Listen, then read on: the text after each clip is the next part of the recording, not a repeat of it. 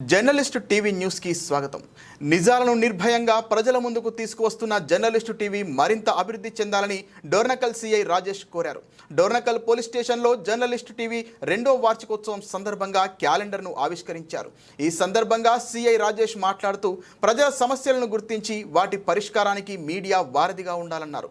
ప్రజలకు ప్రభుత్వానికి మధ్య మీడియా కీలక పాత్ర పోషిస్తుందని కొనియాడారు.